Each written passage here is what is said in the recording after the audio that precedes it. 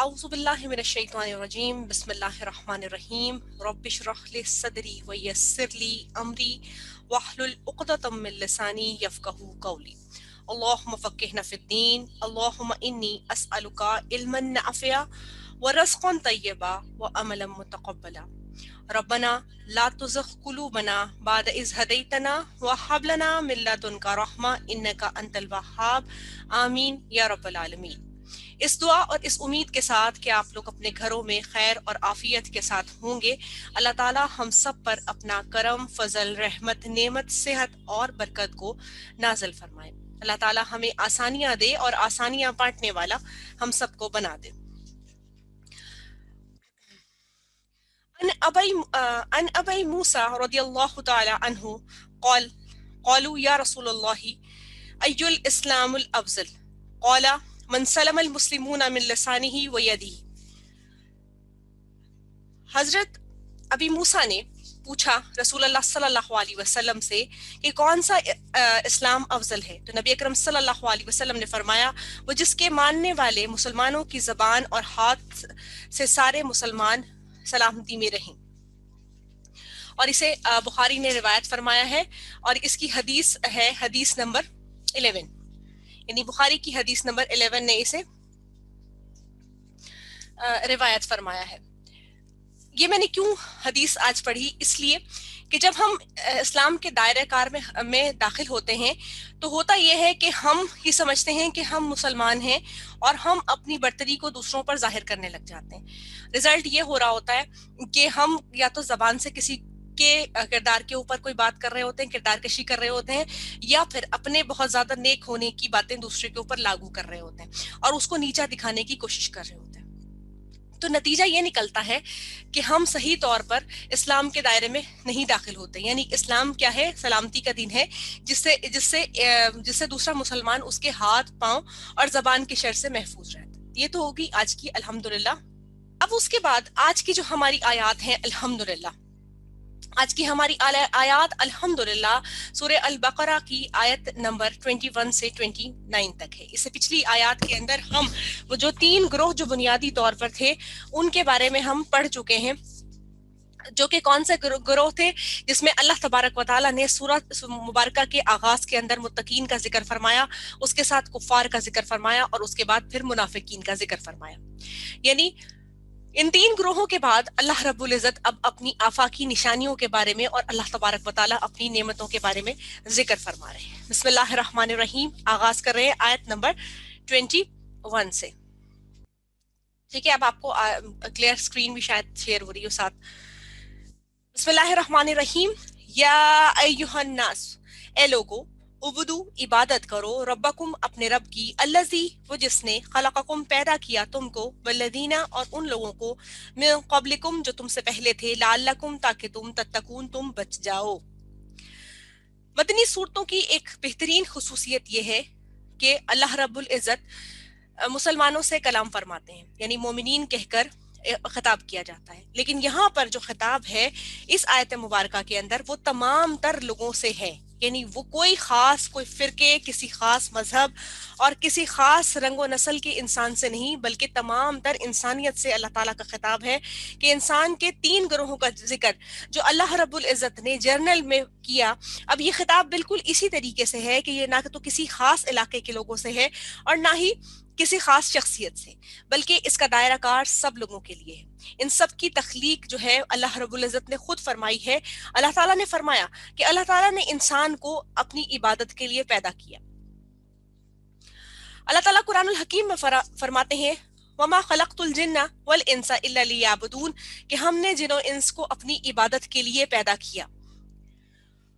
اور اللہ تعالیٰ نے فرمایا کہ تم اللہ تعالیٰ کی عبادت کرو اس طرح کہ جس طرح اس نے تمہیں اور تمہارے آباء و اجداد کو پیدا کیا ہے۔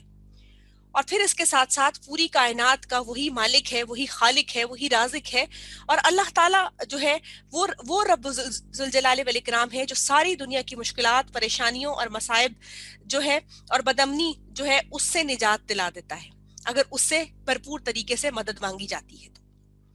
اور پھر اللہ تعالیٰ فرماتے ہیں کہ جب تمہارا رب تمہاری ضروریات کو پورا کرتا ہے تو تم دوسری طرف کیوں دیکھتے ہو؟ یہی وجہ ہے کہ اللہ رب العزت نے قرآن الحکیم کو نازل فرمایا، جو کہ ہر رنگ و نسل اور تعصب سے پاک اور تمام جہانوں سے بالاتر کتاب ہے، جو انسانوں کی اصلاح کرتی ہے۔ اس کی تعلیمات دونوں جہان کی ہے، اس لیے کہ جب رب العزت نے اطاعت کے طریق سمجھانے کے لیے کتاب بھیجی ہے تو پھر اس پر عمل کرنا ضروری ہے تاکہ تم یوم آخر میں شرمندہ نہ ہو۔ اور اس لیے کہا گیا کہ تمہیں اور تمہارے سے پہلے کو اللہ تعالیٰ نے جو ہے پیدا کیا، اور تم بچ جاؤ، اپنے آپ کو بچا لو اور تقوی اختیار کر لو تاکہ تم بچ جاؤ اور عمل کر لو۔ عبادت کس لیے ضروری ہے؟ عبادت اس لیے ضروری ہے کہ اللہ رب العزت کے سامنے جب ہم قیامت کے روز کھڑے ہوں گے تو اس وقت ہم پر رحم کیا جائے اور ہم نے وہ تمام تر اعمال کیے ہوئے ہوں جو کہ اللہ رب العزت کے ہاں پسندیدہ ہیں۔ عذاب خداوندی سے بچنے کا واحد طریقہ اللہ تعالیٰ کی اطاعت ہے اور شرک سے دوری ہے، یعنی اللہ تعالیٰ کو ایک مانا جائے، اسی کی عبادت کی جائے اور جانتے بوجھتے شرک کا ارتکاب نہ کیا جائے۔ پھر فرمایا اللہ رب العزت نے، الذی، وہ جس نے، جعلا، اس نے بنایا، لکم تمہارے لیے، الارض زمین کو، فراشوں فرش، والسماء اور آسمان کو، بناؤں چھت، وانزلا اور اس نے اتارا، من السماء آسمان سے، ماء پانی، فاخرجا پھر اس نے نکالا، بھی ساتھ اس کے، من الثمراتی پھلوں میں سے، رزق لکم رزق تمہارے لیے، فلا پس نہ تجعلوا تم بناؤ، للہ اس کے لیے، اندادوں کوئی شریک، وانتم حالانکہ تم تعلمون تم جانتے ہو۔ اللہ رب العزت نے اب ضروریات زندگی جن کا انسان کو بنیادی طور پر طلب ہوتی ہے، کیا ہوتی ہیں وہ تین چیزیں جن کے لیے وہ ساری زندگی سرگردہ رہتا ہے؟ ایک وہ چھت ہوتی ہے جو اس کے اوپر سایہ فگن ہو، اور ایک وہ فرش ہوتا ہے جہاں وہ اپنا بچھونا بنا سکے، اور تیسرا اس کا کھانا پینا جس کے لیے وہ اپنی ساری زندگی ان تین چیزوں کی تلاش کے اندر گزار دیتا ہے۔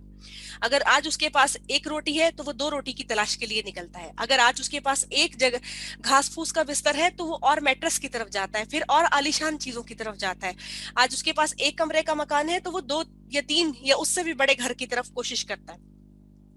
تو اس لیے اللہ تعالیٰ نے فرمایا کہ ان سب چیزوں کو دینے کی ذمہ داری اللہ رب العزت کے پاس خود ہے، یعنی اللہ خود دینے والا ہے، اسی لیے اس نے ذکر فرمایا۔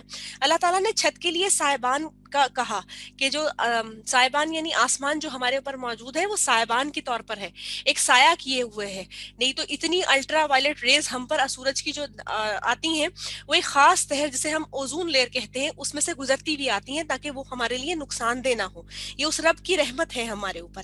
پھر کہا زمین کو تمہارے لیے بچھونا بنا دیا، یعنی زمین ایک ایسی جگہ ہے کہ بعض اوقات آپ زمین پر بنا کسی کوئی بستر لگے ہوئے بعض اوقات ویسے بیٹھ جاتے ہیں یا صاف ستھری جگہ پر آپ لیٹ جاتے ہیں، تو یہ ایک بچھونے کا کام دیتی ہے۔ مطلب انسان آرام اور راحت کے بارے میں جب سوچتا ہے تو یہ تمام تر چیزیں اللہ رب العزت نے اسے عطا فرمائی ہیں۔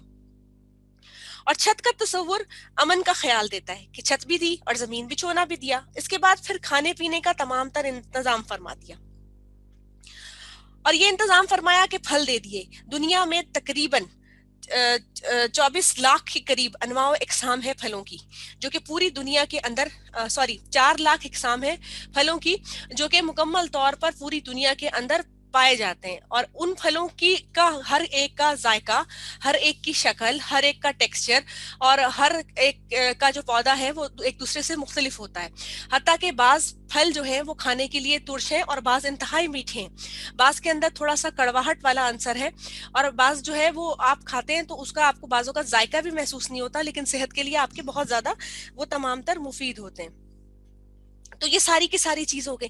ان تمام باتوں کے بعد اللہ تعالیٰ فرماتے ہیں کہ کہاں سے تم اللہ کے ساتھ شریک ٹھہراتے ہو۔ اندادوں کا جو روٹ ورڈ ہے وہ ہے ندو، نون دال واو۔ ندو کہتے ہیں اس اونٹ کو جو اپنی مرضی سے بھاگ جاتا ہے، اور پھر اللہ نے فرمایا حالانکہ تم جانتے ہو۔ جانتے کس لیے؟ کہ جب ہر چیز تمہیں نظر آ رہی ہے کہ تمہاری تمام تر تخلیقات کا مالک اور خالق اللہ تعالیٰ ہے، تمہیں کھانے کو بھی وہی دے رہا ہے، ہر چیز تمہیں دے رہا ہے، اس کے باوجود تم کہاں سے دوسروں کو اللہ کے برابر لا کے کھڑا کر دیتے ہو، اور تم یہ کہتے ہو کہ اس شخص نے یا اس جگہ کی وجہ سے یا کسی بھی چیز کی وجہ سے مجھے جو ہے یہ تمام تر چیزیں ملی۔ صحیح البخاری کی حدیث میں آتا ہے کہ بارگاہ رسالت میں ایک شخص آیا اور اس نے بات کو ختم کرتے ہوئے کہا کہ جو اللہ چاہے اور آپ چاہیں۔ آپ صلی اللہ علیہ وسلم نے فوراً اس کو ٹوک دیا اور فرمایا کہ کیا تو مجھے اللہ کے برابر ٹھہراتا ہے؟ یہ کہہ کے وہ اکیلا جو چاہے۔ یعنی نبی اکرم صلی اللہ علیہ وسلم بھی تاکیدن اس چیز کو فرمایا کرتے تھے کہ اللہ رب العزت کے ساتھ ان کو بھی نہ کہا جائے. یعنی اللہ رب العزت تمام تر چیزوں کا نوازنے والا ہے.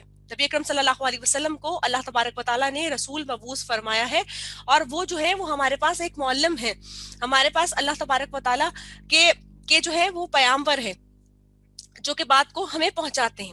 اس رب نے جسمانی ضرورتوں کے ساتھ ساتھ روحانی ضرورتوں کا بھی انتظام فرمایا. کون سی روحانی ضرورت؟ جو پہلے ہی اللہ تعالیٰ نے کہہ دیا کہ اللہ کی عبادت کرو, یا ایوہ الناس عبدو, کہ اللہ کی عبادت کرو. یہ ہماری روح کی ضرورت ہے. ہم تمام تر چیزیں اپنے اوپر کی جو ظاہری سرفیس ہماری جو باڈی کا ہے نا, جس کے اندر گوشت چڑھا ہوا ہے, ہم اس کو سجانے کی کوشش کرتے ہیں, اور ہمارا دل عموماً ان تمام تر چیزوں کو پہننے کے باوجود جو ہے وہ خالی ہوتا ہے. بچا کیا کہ اس دل کے اندر اللہ رب العزت کی اطاعت ہے اور اس کی عبادت ہے. جب ہم اس کو پورا نہیں کر پاتے تو ہماری روح جو ہے وہ بے چینی اور بیزاری کا شکار ہو جاتی ہے, جسے ہم عرف عام میں ڈپریشن کہتے ہیں. وجہ کیا ہے کہ ہم کیا کرتے ہیں, ہم لوگوں پر بہت زیادہ بھروسہ کرنا شروع کر دیتے ہیں, لوگوں کو اپنا مختار کل سمجھنا شروع کر دیتے ہیں. ہم مال اور جو چیزیں ظاہری اسباب جو ہمارے پاس آ رہے ہوتے ہیں, ہم ان کے اوپر بھروسہ کر کے آگے بڑھ رہے ہوتے ہیں. اور کیا کر رہے ہوتے ہیں, ہم اس چیز کو جو مالک کل ہے, جس نے یہ تمام تر اسباب کو میسر کیا, ہم اس کو بھول جاتے ہیں. ایک کامن جملہ سننے میں آتا ہے کہ یہ لوگ ہی ایک دوسرے کی مدد کرتے ہیں, اللہ رب العزت تو زمین پر آ کر مدد نہیں کرتے. یہ رب ہی ہے جو لوگوں کے دل کے اندر آپ کی بات کو ڈال دیتا ہے اور اس کو مجبور کر دیتا ہے دوسرے شخص کو کہ وہ آپ کی مدد کرنے کے لیے آمادہ ہو جائے. اللہ کا ایک خودکار نظام ہے. کبھی آپ نے بادشاہ کو دیکھا ہے کہ بادشاہ خود اٹھ کے جو ہے وہ آ رہا ہو دوسرے کی مدد کرنے کے لیے؟ وہ کیا کرتا ہے, وہ اپنے ہرکاروں کو ہی کہتا ہے نا سارے کے سارے نظام. تو اللہ رب العزت تو کائنات کے بادشاہ ہے. اللہ کو اس کی جو اللہ کی جو ہستی ہے اس کے فارم کے اندر تصور کیا کریں کہ اللہ رب العزت جو ہے وہ پھر تمام تر انتظامات خود بخود فرما دیتے ہیں, جس کے ذریعے سے ہو جاتا ہے تمام کام. اور پھر فرمایا گیا کہ شرک کی تردید کر دو, یعنی ذات میں, صفات میں, اس کے اعمال میں, اس کی عبادات میں, اس کے اختیارات میں کسی کو بھی شریک نہ ٹھہراؤ. شرک اصل میں کیا ہوتا ہے؟ شرک کو فرمایا گیا حدیث نبی صلی اللہ علیہ وسلم میں کہ ان الشرک لظلم عظیم, کہ شرک جو ہے وہ ظلم عظیم ہے. ظلم کیا؟ ظلم اصل میں ہوتا کیا ہے, کسی کے حق کو کسی دوسرے کو دے دینا. تو اللہ کے پاس کے حق کو کسی دوسرے کو دے دینا یہ شرک کہلاتا ہے. اور یہ اتنا باریک ہے کہ حدیث نبی صلی اللہ علیہ وسلم میں آتا ہے کہ شرک اندھیری رات میں کالی پہاڑی کے اوپر ایک باریک کالی چونٹی جس طریقے سے چڑھتی ہے نا, بالکل اسی طریقے سے انسان کے اعمال کے اندر شرک جو ہے وہ سرایت کر جاتا ہے. بالکل اسی طریقے سے ہمیں پتہ ہی نہیں چلتا کہ کہاں سے جو ہے ہم شرک کرنے لگ جاتے ہیں. یعنی کوئی بھی چیز ہے, ہم نے یا تو اسے اپنا تصور کر لیا کہ یہ تو میرے اعمال کی وجہ سے مجھے ملی ہے, حالانکہ عقل اور قابلیت تو اللہ تعالیٰ نے دی تھی. اللہ تعالیٰ نے ہی وہی توفیق عطا فرمائی جس کے ذریعے سے ہم سیکھ رہے ہیں, سمجھ رہے ہیں, بول رہے ہیں, سب کچھ کر رہے ہیں. اور کیا کیا کہ ہم اس چیز کو جو ہے وہ اللہ کی طرف نہیں کہتے کہ رب العالمین آپ کا شکر ہے کہ آپ نے ہمیں یہ نعمت عطا فرمائی جس کے ذریعے سے آج ہم بولنے کے قابل ہیں, یہ آگے بتانے کے قابل ہیں. اور اسی طریقے سے ہم یا تو پھر دے دیتے ہیں کریڈٹ کسی اور کا, یا کسی اور کو, کوئی بھی ہستی ہو سکتی ہے اس میں. جب تک آپ اللہ رب العزت کا شکر ادا نہیں کریں گے, آپ جو ہے یقیناً اللہ کا حق کی ادائیگی نہیں کر رہے. اس کے ساتھ ساتھ پھر اس کے بعد اللہ رب العزت نے خود فرمایا کہ بندوں کا بھی اسی طریقے سے شکر گزار ہونا ضروری ہے. یہ انسان کی اخلاق, تربیت اور اس کے ظرف کی عکاسی کرتا ہے.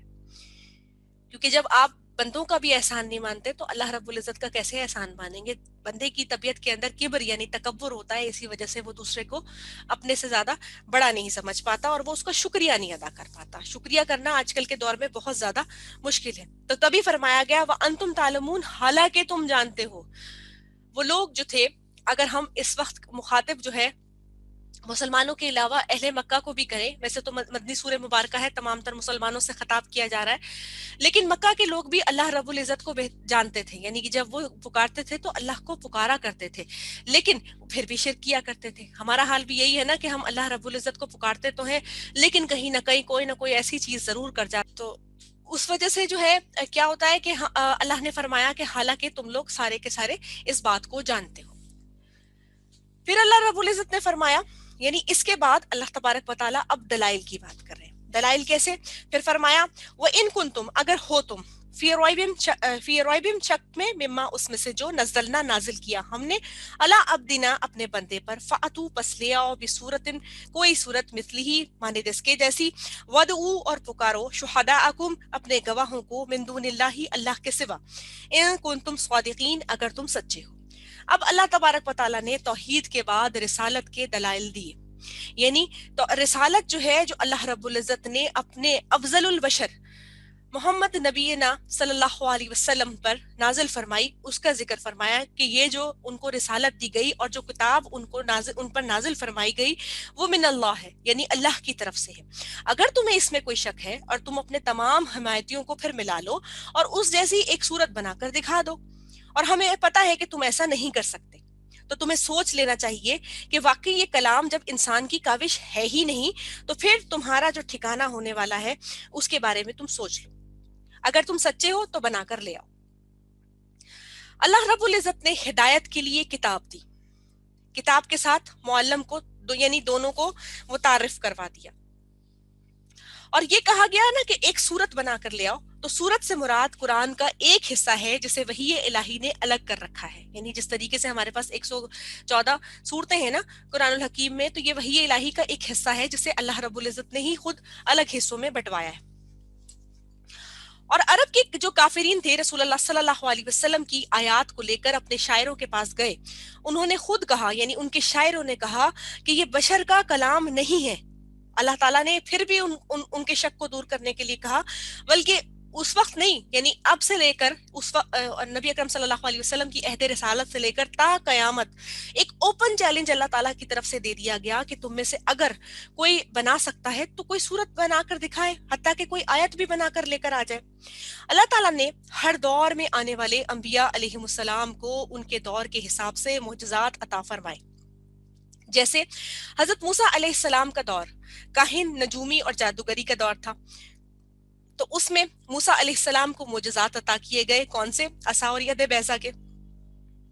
इसी तरीके से हजरत ईसा अलैहिस्सलाम का दौर तिब का दौर था, तो अल्लाह ताला ने उनको जो मुअज्जिज़ात दिए उनमें मुर्दों को जिंदा करना था, मादरजात अंधे को वो ठीक कर दिया करते थे, यानी वो देखने लग जाता था, कोढ़ी और जिज़ाम के मरीज जो थे उनको वो सेहतयाब हो जाते थे। अब जब नबी अकरम सल्लल्लाहु अलैहि वसल्लम का दौर मुबारक आया तो ये जबान दानी का दौर था। अरबी जबान क्योंकि जन्नत की जबान है, ये फहमो फरासत वाली बहुत फसीहो बलीग जबान है, यानी इसमें एक एक वर्ड के बहुत सारे मीनिंग्स हैं। जैसे अगर इसमें एक वर्ड वाह इस्तेमाल होता है तो उसके कमोबेश 17 मतलब लिए जाते हैं, हालांकि वो हरफे अत्फ है, यानी लफ्जों को मिलाने का काम करता है। लेकिन जब वो लफ्जों को मिलाने का काम करता है तो उसके अपने जो मानी आते हैं वो तकरीबन 17 से 20 बताए गए हैं, कि यानी वक्त और हालात के हिसाब से हम उसको मोड़ लेते हैं। बाज़-औक़ात वो वाव कस्मिया बन जाती है, जिस तरीके से वल अस्र हम कहते हैं कि कसम है जमाने की, और बाज़-औक़ात वाव जो है ये जिसे हम वाह कहते हैं वो जो है और के मायने देने लग जाती है, और इस तरीके से आगे। तो अल्लाह रब्बुल इज़्ज़त ने अरबों को जो जबान दी, क्योंकि उसमें कुरानुल हकीम का नज़ूल यानी होना था, तो वो बड़े फसीहुल लिसान जबान के लोग थे। वो लोग अशार कहा करते थे, किस्सा गोई किया करते थे, हत्ता कि उन्होंने अपने जिसको हम बाज़-औक़ात शिजरा कहते हैं ना, उन्होंने अशार की फॉर्म में अपने शिजरों को याद किया हुआ था। वो अपनी जंगों को अशार की फॉर्म में हमेशा याद रखते थे, यही वजह थी कि उनके अंदर लड़ाइयाँ हुआ करती थी। अच्छा, इसकी एक छोटी सी बात मुझे जो जहन में आई मैं साथ ही कर दूं, हम क्यों बार बार लड़ते हैं एक दूसरे से? वजह क्या है? हम पिछली बातों को भूलते नहीं है, बार बार हम अव्वल से आखिर तक वही बातें दोहराते हैं। नतीजा क्या होता है? हमारे दिल साफ नहीं होते और लड़ाइयाँ होती रहती हैं। ये मैंने एक इखलाकी पहलू से जो मेरे जहन में बात आई मैंने आपसे कर दी। तो यही था कि वो लोग अपने जो जंगें थी उनको भी अशार गोई की फॉर्म में याद रखते थे, तो उनको भूलते ही नहीं थी। बहुत ज़हीन लोग थे। अल्लाह तबारक व तआला ने रसूल अल्लाह सल्लल्लाहु अलैहि वसल्लम को कुरानुल हकीम जो है वो मोजज़े में दिया, यानी मोजज़ा नबी अकरम सल्लल्लाहु अलैहि वसल्लम का कुरानुल हकीम है, जो फ़हम फरासत और ज़बान का आला तरीन नमूना है, क्योंकि ये किताब जो है इल्म के माखज़ और मंबा अल्लाह तबारक व तआला की तरफ से नाजिल करता है, जो कि असल जो है मरकज़ है इल्म का। उसके बाद लोगों को इल्म अता फरमाया गया। फिर नबी अकरम सल्लल्लाहु अलैहि वसल्लम पर यह किताब जो नाजिल हुई है وہ نبی اکرم صلی اللہ علیہ وسلم نے خود نہیں اپنے پاس سے بنائی، یعنی انہوں نے خود تحریر نہیں کی. اس کی سب سے بڑا ثبوت کیا ہے کہ رسول اللہ صلی اللہ علیہ وسلم امی تھے. امی یعنی لکھنا پڑھنا نہیں جانتے تھے. آپ صلی اللہ علیہ وسلم نے کہیں سے بھی کوئی رواجی تعلیم حاصل نہیں کی تھی. اور یہ بھی حکمت سے بھرپور بات ہے، کیونکہ اس طرح عرب کے اس الزام کی تصدیق ہو جاتی کہ انہوں نے اپنی فہم و فراست سے اس کتاب کو خود تحریر کیا ہے. دوسرے نمبر پہ اس چیز کے لیے ایک اور آئی کہ یہ جو کتاب ہمارے پاس آئی یہ کم و بیش 23 سال یعنی 22 سال 9 ماہ کے عرصہ مبارکہ کے اندر رسول اللہ صلی اللہ علیہ وسلم کے قلب مبارک پر وقت اور حالات کے نزاکت کے حساب سے ثبت ہوئی. اور یہ کوئی تحریری شکل میں ہمارے پاس نہیں آئی. جیسے موسیٰ علیہ السلام کو تورات جو تھی وہ تحریری فارم کے اندر اللہ رب العزت نے تختیوں میں لکھی ہوئی دی تھی، کیونکہ قرآن الحکیم میں خود آتا ہے کہ جب موسیٰ علیہ السلام کوہ طور سے واپس لوٹے اور انہوں نے اپنے قوم کو بچڑے کی عبادت میں دیکھا تو انہوں نے غصے میں تختیوں کو پٹخ کر زمین پر رکھ دیا اور اپنے بھائی سے جھگڑنے لگے. اس لیے وہ اللہ تعالیٰ نے لکھی ہوئی تحریرن کتاب یعنی فارم میں ان کو دی تھی. اب جو ہے یہ دونوں کی دونوں ایسی چیزیں ہیں جو رسول اللہ صلی اللہ علیہ وسلم پر اس کتاب کے نازل ہونے کی مکمل طور پر تصدیق کرتی ہیں کہ یہ کتاب اللہ رب العزت کی طرف سے نازل کردہ ہے. اور اللہ تعالیٰ نے ایک اوپن چیلنج دے دیا کہ اب تم اگر کر سکتے ہو یعنی اس جیسی کوئی چیز بنا سکتے ہو تو لے کر آ جاؤ. اور پھر اللہ رب العزت نے فرمایا فَإِن لَمْ تَفْعَلُوا، اور پھر اگر تم نے نہ کیا، ولن تفلو یعنی یہ پھر دوبارہ ایک لفظ کو جب دوبارہ دہرا دیا جاتا ہے، یعنی پہلے نہیں کا صیغہ استعمال کیا گیا کہ لم تفعلو کہ نہیں تم کر سکتے، اور پھر دوبارہ اسی صیغے کو دہرایا گیا ولن تفعلو اور ہرگز تم نہیں کر سکتے. تو یہ یہاں پر دوسرا جو ہے وہ تاکید کا صیغہ آ گیا کہ تم تو ہرگز کر ہی نہیں پاؤ گے. فاتقوا النار التی، بس ڈرو اس آگ سے، التی وہ جو وقودها الناس کہ جس کا ایندھن ہے انسان، والحجارہ اور پتھر، اعدت للکافرین تیار کی گئی ہے کافروں کے لیے. یعنی پہلے فرمایا گیا تم یہ کام کر لو، پھر فرما دیا گیا تم تو کر ہی نہیں سکتے، اور پھر فرمایا تم یقیناً کبھی نہیں کر سکتے. یعنی 3 دفعہ کے صیغے کے اندر اللہ تبارک و تعالیٰ نے جو ان کو چیلنج دیا تھا اس کے بعد ان کی اصلیت کو بیان بھی کر دیا کہ تم تو کر ہی نہیں سکتے. یہ اللہ کا دھمکی آمیز انداز جو ہے وہ بتا دیا گیا انسانیت کو کہ تم کر نہیں سکتے. یعنی اللہ رب العزت جو ہے اس کی فہم و فراست جو ہے وہ انسان میں کہاں ہو سکتی ہے. اور پھر کہا گیا کہ تم یقیناً نہیں کر سکتے اور تم نے اس بات کو کرنے کی کوشش بھی کی تو یاد رکھو کہ تم سب جو ہے نا آگ کے ایندھن کا سامان بننے والے ہو جو کہ کافروں کے لیے تیار کی گئی ہے. اب بات تو یہاں پر کافروں کی ہو رہی ہے، ہم تو مسلمان ہیں. کفرا کا مطلب ہوتا ہے سخت مایوس انسان، یعنی یہاں پر مراد ہر وہ انسان ہے جو اللہ تعالیٰ کی تعلیمات کو جھٹلانے کی کوشش کرتا ہے، اس کی جگہ پر نئی کوئی بات لانے کی کوشش کرتا ہے، اور جو کوئی بھی انکار کرے گا اسے کفرا کہہ کر یعنی اس کی جمع کفرا کی جمع کافرین کہہ کر مخاطب کیا گیا. پھر سب سے بڑی بات ہے یہ تو کہا گیا انسان اور پتھروں کو آگ میں ڈالیں گے. اب پتھر آگ میں کیسے ڈالے جائیں گے، یعنی پتھر ایندھن کا سامان کیسے بنتے ہیں.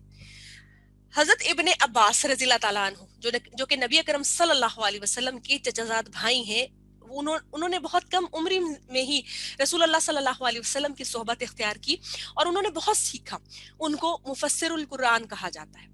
وہ فرماتے ہیں کہ اس سے مراد گندھک کے پتھر ہیں، اور اس کے علاوہ دیگر صحابہ کرام اور جو مفسرین ہیں وہ یہ فرماتے ہیں کہ اس میں تمام تر بت جو کہ پتھر کے بنے ہوئے ہوتے ہیں اور اصنام جن کی لوگ عبادت کرتے ہیں ان سب کو پکڑ کر آگ میں اللہ رب العزت ڈال دیں گے. اسی طریقے سے سورۃ الانبیاء کی آیت نمبر 98 میں اللہ تبارک و تعالیٰ ارشاد فرماتے ہیں تم اور جن کی تم عبادت کرتے ہو جہنم کا ایندھن ہوگے. یعنی اللہ تعالیٰ نے بیان فرما دیا. اور پھر کیا ہوا کہ سائنٹیفک اسٹڈی کہتی ہے کہ پتھروں کی رگڑ سے آگ جل جاتی ہے.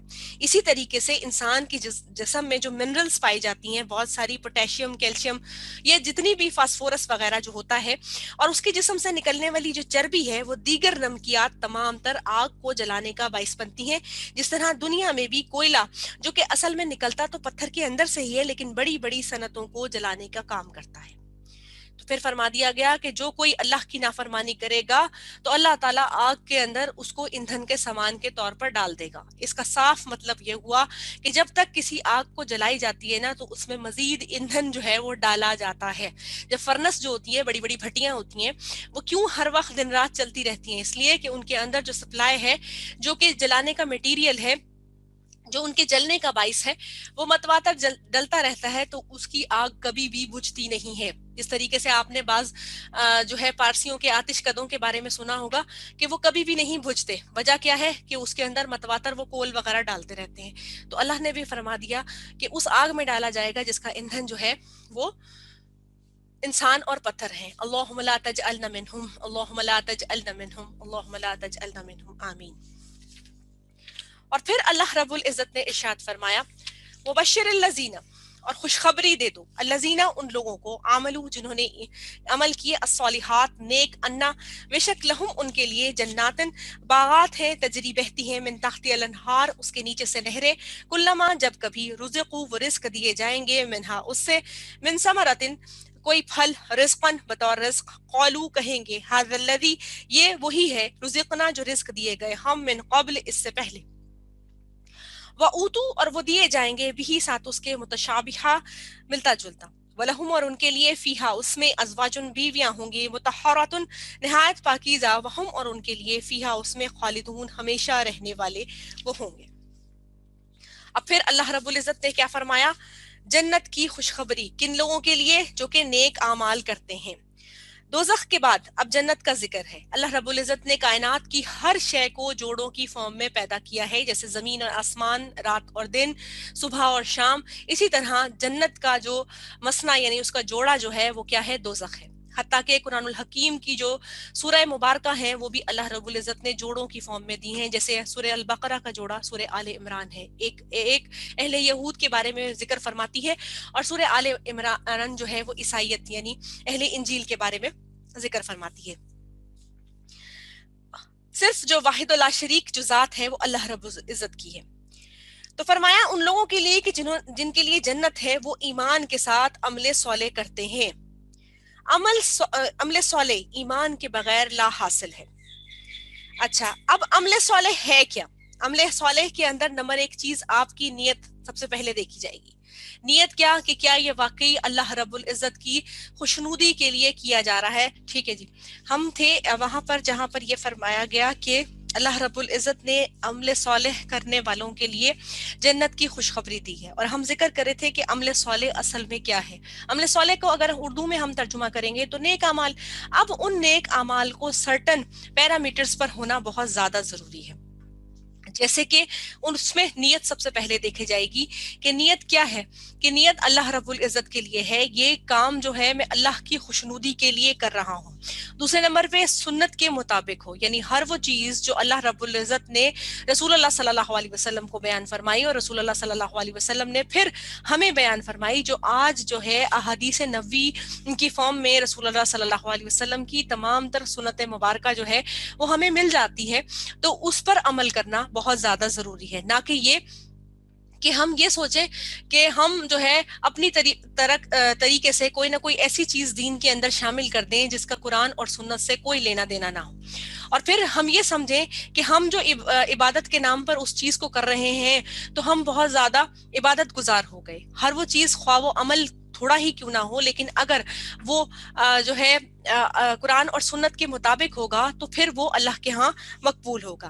تیسری چیز اس میں بنیادی طور پر آتی ہے کہ وہ ریاکاری کے لیے نہ کیا جائے. ریاکاری کیا مطلب؟ کہ دکھاوے کے لیے اس عمل کو نہ کیا جائے، بلکہ اس کے اندر اللہ رب العزت کی صرف اور صرف اطاعت مقصود ہو. اس کے بعد اللہ رب العزت نے ارشاد فرمایا جنت کی خوبصورتی کے بارے میں. جنت کی خوبصورتی کیا ہے؟ کہ اس کے نیچے سے نہایت بہترین نہریں بہتی ہوں گی. نہریں کیا؟ کہ فرش اس قسم کا ہوگا کہ ہو سکتا ہے اس کے نیچے سے نہریں بہ رہی ہوں، ہو سکتا ہے آبشارے اور جھرنے جو ہیں وہ ارد گرد ہو رہے ہوں.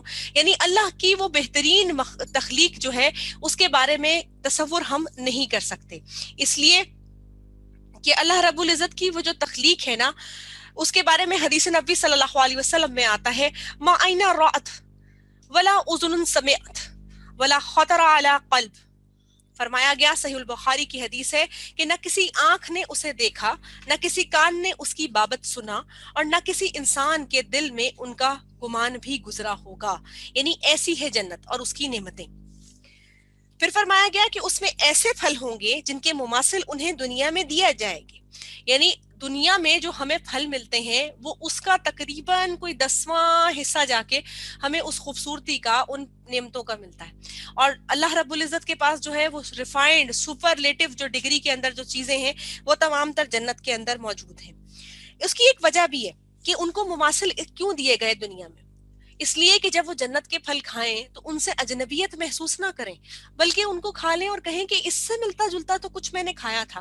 لیکن جب وہ کھائیں گے اس چیز کو تو ان کی روح اور ان کی جو جسم ہے وہ سرشار ہو جائیں گے، ایک تو لذت سے، ایک خوشی سے، ایک اس کی خوشبو سے، اور جو اللہ رب العزت کی جو بہترین نعمتیں ان کے سامنے آئیں گی. اور اس کے بعد پھر کیا ہے کہ اس کے ساتھ ساتھ جب بہت ساری چیزیں ہم کھاتے ہیں نا، تو جس طریقے سے کہا گیا کہ پھل اللہ تعالیٰ نے فرمایا، جیسے آیت نمبر 21 میں بھی ہم نے پڑھا کہ اللہ رب العزت نے بے تحاشا اقسام کے ان کے لیے پھل اگائے تاکہ ان کی غذا کی ضرورت جو ہے وہ پوری ہو سکے. یعنی کہ جب فرمایا گیا نا من الثمرات رزقا لکم، اور پھلوں میں سے تمہیں رزق دیا کھانے کا. لیکن جنت کے اندر جو کھانے ملیں گے وہ ایسے ہوں گے کہ نہ ان کو کھانے کے بعد کسی قسم کی کوئی تھکاوٹ محسوس ہوگی، نہ ہی بیزاری ہوگی، نہ ہی بے چینی ہوگی، اور نہ ہی کوئی ایسا مسئلہ ہوگا جس کی وجہ سے کوئی طبیعت کے اندر بھاری پن پیدا ہوتا. حتیٰ کہ جو شراب کے جام جو ہے غلمان لے کر گھوم رہے ہوں گے جن کو اہل جنت پئیں گے، اس کے بعد بھی ان کے اندر کوئی نہ لغو بات ہوگی، نہ بےہودہ گوئی ہوگی، اور نہ ہی وہ ان کے حواس کو معطل کر دے گی، بلکہ کیا ہوگا، وہ ان کی کیفیت جو اللہ تبارک و تعالیٰ نے تسکین کی رکھی ہے وہ اس کو بڑھا دے گی. پھر فرمایا گیا کہ وہ اس میں ہمیشہ رہیں گے. جنت کا بہترین ترین حسن جو ہے نا وہ اس کی ہمیشگی ہے. آپ کسی بہت جوان آدمی کو کہہ دیں کہ تم نے کل مر جانا ہے، یا اپنی میں بات کہوں کہ مجھے بھی پتا چلے میں نے ابھی مر جانا ہے، تو میں 100 بہانے ڈھونڈوں گی کہ کیا ابھی تو میرے بچے چھوٹے ہیں، ابھی تو میں نے یہ کام کرنا ہے، ابھی میں نے وہ یعنی لوٹنے کا تصور نہیں ہے ہمارے پاس. ہم بحیثیت مسلمان یہ تو کہہ دیتے ہیں کہ مرنا ہے، لیکن مرنا کوئی نہیں چاہتا.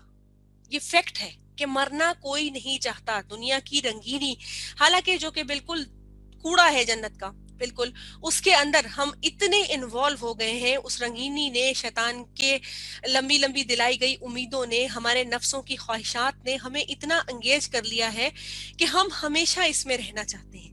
لیکن جو ہمیشہ کا ثبات ہے نا وہ کیا ہے، وہ جنت کی خوبصورتی کے اندر ہے، کہ وہ جنت کے اندر وہ خوبصورتی پائی جاتی ہے جس کے اندر ہمیشگی کا عنصر ہے. تو ایمان والے وہاں پر ہمیشہ عیش و عشرت کے ساتھ رہیں گے. دنیا کے اندر ہم ہمیشہ رہ سکتے ہیں، لیکن ایک طریقے سے اپنے آثار کو ایسا چھوڑا جائے، کوئی کام جو کہ حق کا ہو اور ایسا بہترین ہو جو آپ کو نسلوں تک یاد کروا دے. آپ اس طرح اپنے آپ کو چھوڑے جا سکتے ہیں. اس کی بہترین مثال ہمارے علماء کرام ہیں، جن میں سب سے بڑی مثال ڈاکٹر اسرار احمد کی ہے. ہم ان کو حضرت بھی کہہ سکتے ہیں رحمت اللہ علیہ. تو ان کی ہے، اللہ تعالیٰ ان کی مغفرت کرے، ان کی درجات کی بلندی ان کو عطا فرمائے. کیا ہے، وہ خود ڈاکٹر تھے لیکن انہوں نے اتنی تعلیمات دیں کہ آج ان کو فوت ہوئے ہوئے 10 سال کا عرصہ گزر چکا ہے، لیکن ہر جگہ پہ آپ کو ان کی قرآن کو سکھاتی ہوئی ویڈیوز جو ہے وہ میسر ہے. آپ جب بھی سیکھتے ہیں آپ نئے سرے سے سیکھتے ہیں. اس کے علاوہ جو ہے مولانا مودودی ہو گئے، صحیح البخاری لکھنے والے، جو بخاری جنہوں نے تحریر فرمائی ہے، وہ کیا ہے، اپنے کام کو جو دین کے لیے وہ کر گئے، وہ اپنے لیے جو صدقہ جاریہ بنا گئے، وہ اپنے آپ کو اس دنیا کے اندر بھی رکھ گئے کہ لوگ جب ریفرنس کو تلاش کرتے ہیں تو ان کی اچھائی کو تلاش کرتے ہوئے ان کتابوں کا حوالہ دیتے ہیں، اس سے سیکھنے کی کوشش کرتے ہیں. اور آج بھی جید علماء کرام جو کہ اس معاشرے کے اندر کام کر رہے ہیں تمام تر، وہ کیا ہے، وہ اپنی ایک سبت کو، اپنے ایک آثار کو، اپنی ایک صدقہ جاریہ کی چیزوں کو دنیا کے اندر چھوڑے جا رہے ہیں، اس لیے کہ لوگ ان کو اچھے الفاظ میں یاد کریں گے. یہ جو یاد کرنا ہے نا، یہ بھی آپ کا اس دنیا کے اندر رہ جانا ہے. ورنہ جو مر جاتا ہے تو بعضوں کا اللہ معاف کرے، اس کے لیے یہ بھی کہا جاتا ہے نا، مر گیا مردود، اچھا ہوا خسکم جہاں پاک، اس طرح کے الفاظ بھی بولے جاتے ہیں. تو یہ بھی دنیا میں رہ جانے کی ایک چیز ہے. پھر فرمایا گیا کہ وہاں پر عیش و عشرت ہوگی، نہ کوئی دکھ ہوگا، نہ بیماری ہوگی، نہ تکلیف ہوگی، نہ تنگی ہوگی، نہ عشرت اور عشرت ہی عشرت ہوگی. مگر نیک لوگ کیا ہوں گے؟ وہاں سکون سے رہیں گے. جب ہمیں بہت زیادہ عیش و عشرت ملتی ہے نا دنیا میں تو ہم کہتے ہیں بور ہو رہے ہیں یار، یہ کیا ہے کہ ایک سائملٹینیس ایک روٹین چل رہی ہے اور مونوٹنس روٹین ہو گئی ہے، اب ہم کیا کریں، ہم اس سے آگے کیسے بڑھ پائیں. تو کیا ہوا کہ دنیا جنت ایک ایسی بہترین جگہ ہے جس کے اندر آپ کو ایکسپلور کرنے کی بہت زیادہ جگہ ہے. آپ تصور کریں کہ جنت اللہ تعالیٰ کی حسین ترین نظارہ ہے جس میں دیکھنے کے لیے کتنی بہترین چیزیں ہوں گی. تو پھر کیا فرمایا گیا کہ وہ لوگ وہاں بور نہیں ہوں گے. اور پھر کہا گیا کہ حدیث نبی صلی اللہ علیہ وسلم میں آتا ہے کہ جنت اور جہنم میں جانے کے بعد ایک فرشتہ اعلان کرے گا، اے جہنمیوں اب موت نہیں ہے، اور اے جنتیوں اب موت نہیں ہے. جو فریق جس حالت میں ہے اسی حالت میں ہمیشہ رہے گا. صحیح البخاری کی کتاب الرقاق نے اسے مروی کیا ہے. پھر فرمایا گیا کہ اس کے اندر نیک بیویاں ہوں گی. کیوں؟ کیونکہ دنیا کے اندر بھی اللہ تبارک و تعالیٰ نے ساتھی دیا، ساتھی کو لازم و ملزوم قرار دیا کہ ساتھی جب ہوتا ہے نا تو انسان یہ تصور کرتا ہے کہ میرے ساتھ کوئی ہے. اور اللہ رب العزت نے کائنات کا جو پہلا رشتہ جوڑا تھا نا ایک انسان کا دوسرے انسان سے، وہ میاں بیوی کا رشتہ تھا. حضرت آدم علیہ السلام کو بھی اللہ تعالیٰ نے ایک زوج دی تھی، یعنی کہ حضرت حوا دی تھی. تو کیا ہوا کہ وہ جوڑا جو کہ ساتھ رہتا ہے، جو کہ تعمیر و ترقی کرتا ہے. یہ میاں بیوی کا رشتہ محض جو ہے اولاد کی پیدائش کے لیے نہیں ہوتا، یا آپ کی جو بیکار کی باتیں ہم سنتے ہیں یہ اس کے لیے، یہ دونوں کا آدمی اور عورت کا رشتہ نہیں ہے. یہ اتنا بہترین رشتہ ہے جس کے اتنے کام بنتے ہیں کرنے والے کہ اگر یہ رشتہ صحیح معنوں کے اندر اپنی جو پیدا ہونے والی اولاد ہے اس کی اخلاقی تربیت کر لے تو جو معاشرے کے اندر بھیڑیے اور درندے ہمیں گھومتے ہوئے نظر آ رہے ہیں نا، یہ کبھی بھی ہمیں گھومتے ہوئے نظر نہ آئے. یہی چیز جو ہے اگر بیٹیوں کی بھرپور طریقے سے ان کو پروان چڑھا دیں، اللہ تعالیٰ حفاظت فرمائے، ہر چیز کرے پراپر طریقے سے، تو یہی جو بچیاں ہیں یہ بہترین آگے نئی نسلوں کی جو ہے بہترین جو ہے معلم بن سکتی ہیں، یہ ان کی تربیت کر سکتی ہیں. تو یہ محض یہ جوڑا جو جسے مرد اور عورت کہہ دیا گیا، یہ کوئی عام چیز نہیں ہے، یہ پورے کا پورا ایک اسکول آف تھاٹ ہے، پورے کا پورا ایک انڈسٹری ہے جس کے اندر سے پروڈکشن کا بہترین طور پر کام ہو سکتا ہے. اور اگر اس سونے پہ سہاگا والی بات کیا ہو جائے کہ اس میں یہ ہو جائے کہ اگر میاں بیوی کی سوچ مل جائے، ان کے اندر سوچ کی ہم آہنگی ہو جائے اور وہ مثبت ہو، یعنی کہ کسی دنیاوی چیز کے اندر ہو. دنیاوی بھی ٹھیک ہے کیونکہ انسان کو ترقی کرنی ہوتی ہے، لیکن اگر وہ مثبت دین کے حوالے سے ہو جائے تو عورت فرنٹ لائن پہ آتی جب ہے جب اس کے بیک کے اوپر اس کا شوہر کھڑا ہوا ہوتا ہے، اس کے گھر والے کھڑے ہوئے ہوتے ہیں. فرنٹ لائن پہ آتی ہی ہمیشہ تب ہے کہ اس کے بیک کے اوپر اسے سپورٹ دینے والا دنیا کے اندر کوئی کھڑا ہوتا ہے. تو اللہ رب العزت نے یہاں پہ بھی فرمایا کہ ان کے لیے جنت کے اندر جوڑے ہوں گے، یعنی ان کے لیے نیک بیویاں ہوں گے، ساتھی ہوں گے، غمگسار ہوں گے، اور ان کے لیے ایک تعلق کی فضا کو قائم کر دیا گیا. پھر فرمایا، پھر اس کے بعد آیت نمبر 26 میں اللہ رب العزت ارشاد فرماتے ہیں، آج ہم انشاءاللہ تعالیٰ 29 تک کور کریں گے انشاءاللہ العزیز. ان اللہ کے بے شک اللہ تعالیٰ لا یستحشی نہیں شرماتا، نہیں حیا فرماتا یا شرماتا، ان یضربا کہ وہ بیان کرے مثلا کوئی مثال، ما بعوضتن مادہ مچھر کی، فما یا جو کوئی بھی فوقہا اس کے اوپر ہو. فاما الذین تو ہے رہے الذین وہ لوگ آمنو جو ایمان لائے، فیعلمون بس وہ علم رکھتے ہیں، انہو کہ بے شک وہ الحق حق ہے، من ربہم ان کے رب کی طرف سے. واما الذین اور رہیں وہ جنہوں نے کفر کیا، فیقولون تو وہ کہتے ہیں، ماذا کیا کچھ اراد اللہ ارادہ کیا اللہ تعالیٰ نے، بہذا مسئلہ اس مثال کے ساتھ، یضل بہ کثیرن گمراہ کرتا ہے اس کے ساتھ بہت سوں کو، ویہدی اور ہدایت دیتا ہے بہ کثیرا بہت سی تعداد کو، وما یضل اور نہیں گمراہ کرتا بہ اس کے ساتھ الا الفاسقین مگر فاسقوں. اب فرما دیا گیا کہ اللہ تبارک و تعالی جو ہے، اللہ رب العزت جو ہے وہ کیا کرتے ہیں کہ ایک چھوٹی سی مچھر کی مثال کو دینے سے بھی نہیں شرماتے ہیں. یعنی اللہ تعالیٰ نے جب دلائل کو کہہ دیا کہ قرآن جو ہے ایک معجزہ اللہ نے اپنے دلائل سے ثابت کر دیا، تو کفار نے ایک دوسرے طریقے سے اعتراض کر دیا کہ اللہ تعالیٰ تو عظیم ہستی ہے نا، ہم بھی مانتے ہیں تم بھی مانتے ہو، لیکن یہ چھوٹی چھوٹی مچھر کی مکھی کی مثالیں کیوں قرآن پاک میں آئیں؟ اگر یہ کتاب اللہ کی طرف سے ہے تو اللہ تعالیٰ نے پھر اس بات کو واضح فرمایا کہ اللہ تعالیٰ تمہیں حق بات بتانے سے نہیں شرماتا، خواہ وہ ایک عام کیڑے ہی کی کیوں نہ ہو، اس لیے کہ ہر شے کو تخلیق کرنے والا اللہ تعالیٰ ہے۔ نمبر 2، حکمت سے بھرپور چیزیں ہوتی ہیں جب ہم چھوٹی چھوٹی مثالوں کو لے کر چیزوں کو سمجھتے ہیں۔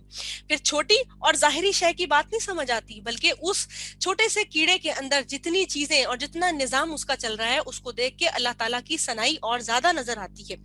ہدایت اس کو ملتی ہے جو چھوٹی بات کو مان جاتا ہے، اور بھٹکاوے کے لیے تو ایک بڑی بات بھی کافی ہے۔ سورہ نساء کی آیت نمبر 115 میں اللہ تعالیٰ ارشاد فرماتے ہیں، نولیہ ما تولا، کہ جس طرف کوئی پھرتا ہے ہم اس کو اسی طرف پھیر دیتے ہیں۔ تو مشرکین جب رسول اللہ صلی اللہ علیہ وسلم کو یہ کہا کرتے تھے کہ اللہ تعالیٰ اس طرح کی بات کیوں کرتے ہیں، تو اللہ تعالیٰ نے خود فرما دیا کہ اللہ تعالیٰ تو یہ آزمائش کے لیے بھی کرتے ہیں کہ جس کو بہت ساروں کو اس بات سے بھٹکا دیتے ہیں اور بہت سارے ہدایت لے جاتے ہیں۔ ہدایت وہ لے جاتے ہیں جنہوں نے شروع سے سر تسلیم خم کیا ہوا ہوتا ہے، جو یہ سمجھتے ہیں کہ یہ کتاب جو ہے اللہ رب العزت کی طرف سے نازل کرتا ہے، یہ عام بندے کی کتاب نہیں ہے۔ اور بھٹکتے وہ کون ہیں؟ جو یہ کہتے ہیں کہ یہ ہم تو بڑی بڑی چیزوں کو سمجھنے کے لیے آئے تھے، یہاں پہ تو چھوٹی چھوٹی چیزوں کو بتایا جا رہا ہے۔ تو ہم کیا کرتے ہیں، جب تک اپنے دلوں کو واضح طور پر صاف نہیں کرتے نا حق کے لیے، ہمیں بات کو سمجھ نہیں آتی۔ اسی طریقے سے جب رسول اللہ صلی اللہ علیہ وسلم طہارت کے اصول بتایا کرتے تھے اپنے اصحاب کو، تو بعض جو کفار تھے اور بعض منافقین یہ کہا کرتے تھے کہ تمہارے نبی جو ہیں وہ تو رفع حاجت کے اسلوب سکھایا کرتے ہیں تمہیں۔ حالانکہ کیا ہے کہ طہارت جو ہے وہ نصف ایمان ہے۔ جب تک کوئی انسان اپنے آپ کو پاک صاف نہیں کر سکتا وہ تو ایمان میں داخل ہی نہیں ہو سکتا۔ تو جب تک بیسکس نہیں بتائی جائیں گی تب تک آپ بڑی چیز کو لینے کے قابل کب ہوں گے؟ ایک جو مچھر یا ایک مکھی جو کوئی بھی جس کا ذکر فرمایا گیا، اس کی ایک سائنٹیفک اگر ہم تخلیق کے اوپر جائزہ لیں تو وہ جو صرف ایک اگر شہد کی مکھی ہے، النحل جسے کہا گیا، وہ صرف پھلوں کا نیکٹر لیتی ہے اور اس کے بعد جو اپنے منہ سے نکالتی ہے جو کہ شہد کی فارم میں جمع ہوتا ہے، تو وہ کتنا خوبصورت ایک اللہ کی تخلیق جو ہے ہمیں نظر آتی ہے۔ تو اللہ تبارک و تعالیٰ نے فرمایا کہ اللہ تعالیٰ چھوٹی چھوٹی سی مثالوں کو بیان کرنے سے نہیں شرماتا۔ اور کیا ہوتا ہے کہ بھٹک وہ لوگ جاتے ہیں جن کے دلوں کے اندر کجروی ہوتی ہے، جن کے دلوں کے اندر ہوتی ہی ٹیڑھ پن ہے۔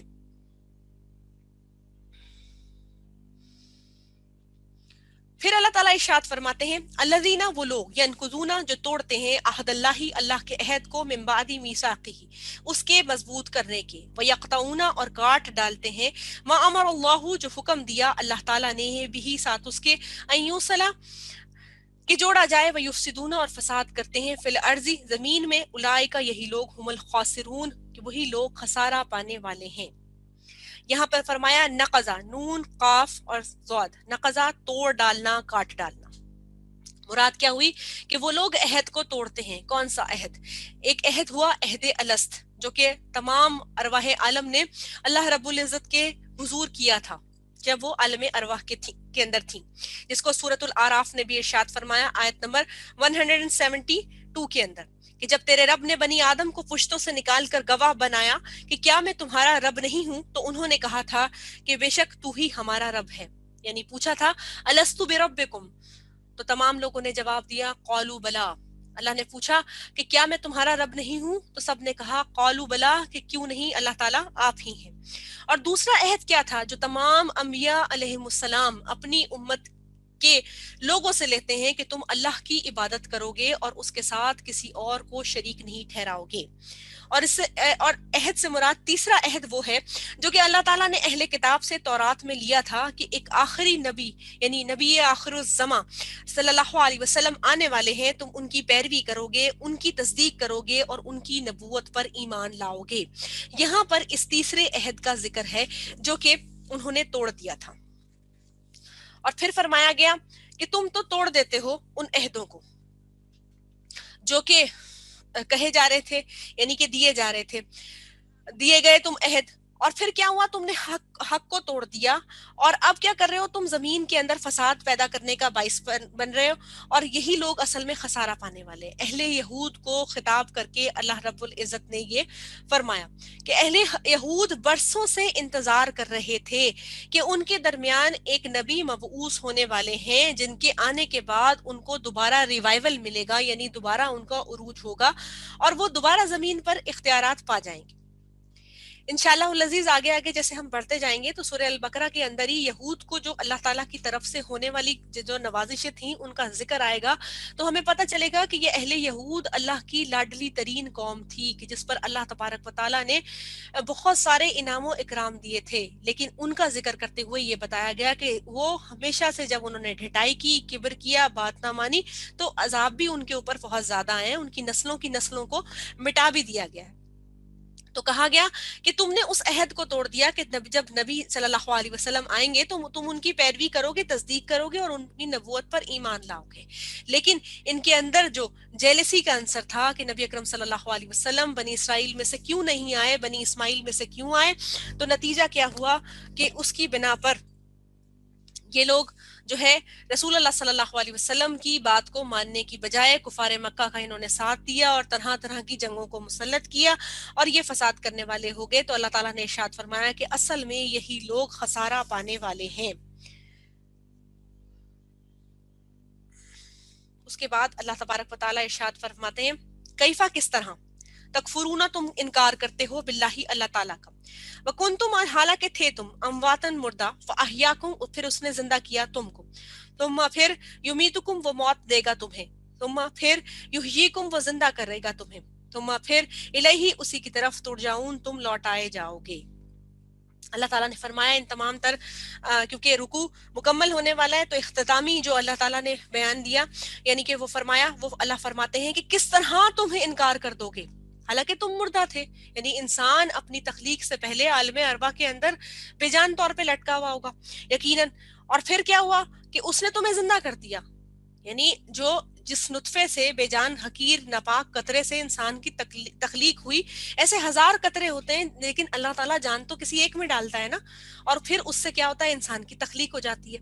تو پھر کیا ہوا کہ تم مردہ تھے اور اس مردہ کے بعد اللہ تعالیٰ نے تمہیں زندہ کر دیا، اس کے بعد وہ پھر تمہیں موت دے دے گا، یعنی نہ تو اپنی مرضی سے آئے ہیں اور نہ ہی اپنی مرضی سے یہاں ٹھہر سکتے ہیں، یعنی لائے بھی اسی کی مرضی سے گئے ہیں، رب العزت کی مرضی سے، اور لے جائے بھی اسی کی مرضی سے جائیں گے۔ ثم یحییکم، اور پھر وہ تمہیں زندہ کر دے گا۔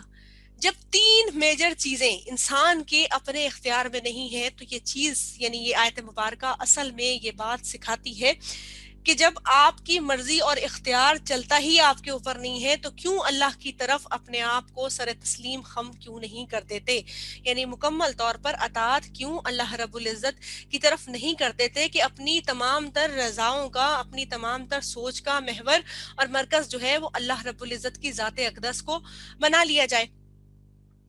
تو پھر فرمایا گیا اسی کی طرف تمہیں لوٹنا ہے، یعنی تم نے جو کچھ بھی کر لیا نا، نہ تم مردہ تھے، اس نے تمہیں زندہ کیا، پھر وہ مار ڈالے گا، پھر وہ زندہ کرے گا، اور آخر میں تم اسی کی طرف لوٹا دیے جاؤ گے۔ پھر فرمایا گیا هو الذی، وہ اللہ، وہ ذات ہے، خلق، جس نے پیدا کیا، لکم، تمہارے لیے، ما فی الارض، جو کچھ زمین میں ہے، جمیعاً، سب کا سب، ثم استوی، پھر متوجہ ہوا، الی السماء، آسمان کی طرف، فسواہن، بس اس نے درست کر کے بنا دیا انہیں، سبع سماوات، 7 آسمانوں کو، وہو بکل شیء علیم، اور وہ اللہ ہر چیز کا خوب علم رکھنے والا ہے۔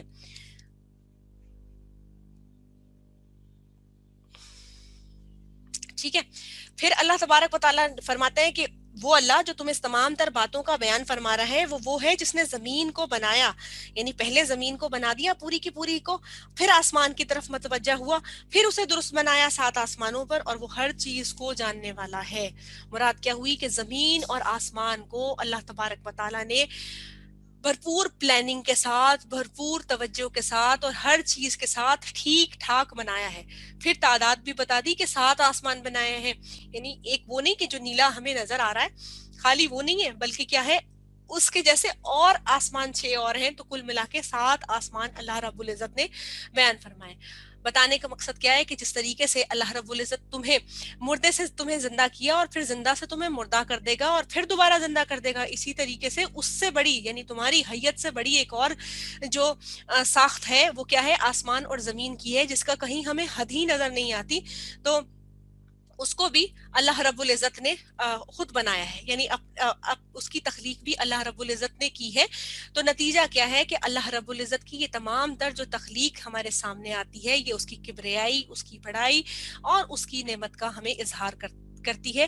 اور ان تمام تر چیزوں کے کا مطلب یعنی کہ جہاں تک اب یہ رکوع مکمل ہوا، تو اس رکوع کے بنیادی طور پر چیز میں اللہ تبارک و تعالیٰ نے توحید اور رسالت اور قرآن الحکیم کے ثبات کی، اس کی توحید کی ہمیں جو ہے وہ مثال دی، اور اس کے ذریعے سے کہا کہ پھر تم کہاں سے پھر جاتے ہو، تم یقین رکھو کہ تم اللہ رب العزت ہی کی طرف لوٹائے جانے والے ہو۔ تو الحمدللہ رب العالمین، ہم نے آج آیت نمبر 21 سے 29 تک مکمل کر لی۔ اب آپ کا کوئی سوال ہو تو آپ مجھ سے کر سکتے ہیں اس حوالے سے،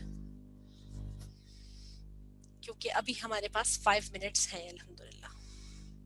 کوئی بھی چیز آپ نے پوچھنی ہو، کوئی چیز نہیں سمجھ آئی، یہ یہاں پر رکوع پہ اس لیے مکمل کیا کہ اس کے بعد ہمارے جو ہے انسان کی جو تخلیق ہے اس کا واقعہ الحمدللہ آ رہا ہے، جو کہ بڑی ڈیٹیل کے ساتھ ابلیس کے کردار کو پڑھتے ہوئے، یعنی کہ وہ اصل میں کون تھا، کیوں اس نے انکار کیا، وہ انشاءاللہ العزیز زندگی بخیر رہی تو ہم نیکسٹ ویک لیں گے۔ کوئی بھی سوال ہو تو آپ مجھ سے پوچھ سکتے ہیں، نہیں تو پھر ہم تو اختتامی دعا اپنی لے لیں گے۔ جزاک اللہ خیر، آپ کو سب سمجھ آیا الحمدللہ؟ کوئی چیز ایسی